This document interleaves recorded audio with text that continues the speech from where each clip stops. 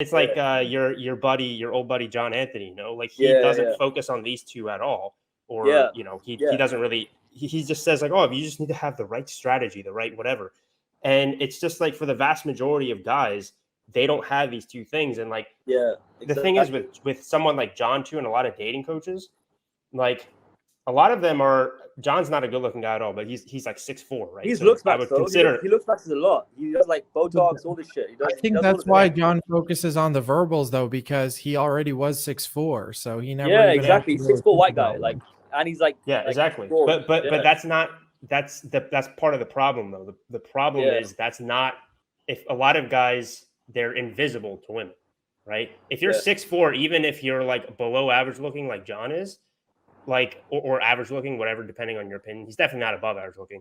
I think we could all agree on that. I mean, but you have to factor height into looks, though. No, exactly. That's what I'm saying. So yeah. he's not invisible to women because he's like 6'4", right? Yeah. I'm 6'2", and then people always pay attention to me because I'm tall. He's 2 inches taller than me. But for a lot of guys, they're completely invisible. So like one thing that they can have to do to stand out in the first place, you can't increase your height unless you get brutal height surgery, which is just stupid. But you can get more jacked too. It's like I don't think people think, okay, why are women? Yeah, it's like why are women attracted to tall men? It's because it's the display of dominance, right? Yeah. So what's going to be a bigger display of dominance? To be like a tall fucking like lamppost twig, or like an average height, or maybe even slightly below average height, but like jacked out of your mind, Like at the very least, that's one thing that's actually in your control. A lot of guys, though, I feel like sorry. Carry on. So the one thing I wanted to throw in that like I feel like not a lot of guys talk about, that like we're so in this masculine space, but I feel like what a lot of women look for in a guy too and really resonate with is when a guy can make them feel comfortable, like, and safe. You know what I mean? Like if you ask a girl, like, what do you look for in a guy? They'll say a guy who makes me feel safe. You know what I mean? That's like a big thing for a lot of women. Obviously you being taller, you being, more jacked, you being like more assertive where you need to be can make her feel safe. But like, I feel like we don't look at it from the female's perspective a lot, where like the thing that they really want is that safety and feeling like, with this guy, I can be taken care of and stuff. I'm not saying take care of her, like, be a simp, but just having that energy, that calm, safe energy. And like when you do the GAME acronym, it's like good looking, assertive, masculine. What's the last one? Entertaining. None of those things, eccentric. Yeah. I think like this, like making the woman feel like you can make her feel safe because you've been with a lot of women, you understand women, you understand her motivations, you understand why she's there. You're going to make sure that it's a win-win. It's something that not a lot of people talk about. It's like, what can we get out of them? But that's like a very needy kind of like a taking frame, and women can tell when you want sex from them and you're only talking to them because you want something from them versus like literally like I'm oversexed and I'm just chilling with you because like I like my language. You speak about, there's this Russian girl who I met as well. And Russian girls are weird, right? Because they get hit on every fucking day. And there's a bunch of fucking Indian guys. So I fucking merged in with a lot of these guys, right? So you have to talk to them. I asked her question 3 times. I said, okay, where are you from? And then she ignored me, like looking straight in my face, ignored me. Where are you from? She understands English, but she just thinks I'm one of these guys who wants to take. And then she just automatically, because she has this, because girls are very good with social, they have very good social understanding.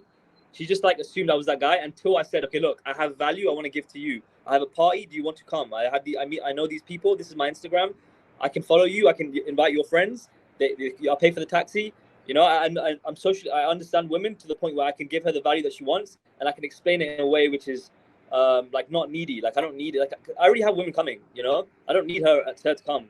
It's just like I'm giving her the opportunity. But many women, they because they think too small. They like this is people in general. They think too small. They don't have high enough goals. So when I give them this offer and this value, they think there must be a catch. There must be something. But the thing is, bro, it's like once you've already done everything for yourself, once I can live off $1,000 and be happy, be completely happy living in Thailand or Bali, wherever, right? Anything I make above that is a bonus. So all this shit is extra for me, man. Like I just want to give now. Like I've already made it for myself. I've already given my family everything they want. Like I've achieved the goals I had for myself, and now my only thing left is like spread this message of truth and put people who are speaking the truth on a fucking bigger pedestal, and not people like John Anthony, bro, who want to take and fucking want to manipulate and not tell people the truth. And I want to put people like Kevin up, like who fucking has the right message and understands these things and wants to actually help people, you know, because I see that. I can see there's a genuine, like, you know, and then, yeah, that's the thing. It's like most people, they're nice, but they're too nice. They're nice to the point where they let injustice happen around them, you know. But if you realize there's injustice happening and you have a good heart, you have a duty, I feel like, to spread this message and tell people the truth and help change the world for the good, man. Because what else is there? Like, what else are you gonna do, bro? The best I've ever felt is when I give to people. That's the best I've ever felt. Whenever I'm giving someone, I always feel good. And I think God has it that way, man, where he makes that feel good, so you know that this is the right path, you know, rather than taking. Because everyone's into scarcity mindset, bro. They want to just take value. But if you realize give, you get so much more, bro. Like, because I've had the same message since I was 18, bro. I've been saying this, but no one listened to me. But it's only now when I'm living the fucking life and showing all the girls all this stuff that they want to listen, you know. But it's all mindset. Things mindset. You can be in Dubai, but if you're unhappy, you're always gonna be unhappy. Like, you can't run away from your problems. You have to do the hard work, man. You gotta do the self-development. You gotta do learn the game. The art of, I think, seduction essentially is actually, you know, speaking of the art of seduction, actually there's a book by Robert Greene called that, and he talks about how some of the most seductive people who ever lived, and sometimes it's seductive from the standpoint of like wooing somebody in terms of business or an entire population to gain power, or obviously in a romantic setting, it's to kind of make the other person that you're talking to feel heard. And it's almost like it's like a us against the world type of thing. We're in this together, right? And the best way to do that is to genuinely, one, it sounds like such cliche advice, but it's true. You have to genuinely like give a shit about the person and their well-being. And I think a lot of times you're like, okay, the people who are shittiest to other people tend to have a lot of self-hatred for themselves as well. Right? Because unconsciously it's sort of like, oh, well, if you don't like yourself, you're a human being. Unconsciously, you project that onto other human beings because you know that you're kind of the same. You gotta stay away from those people, man. You gotta stay away from those people because they're gonna try and like dull your light, bro.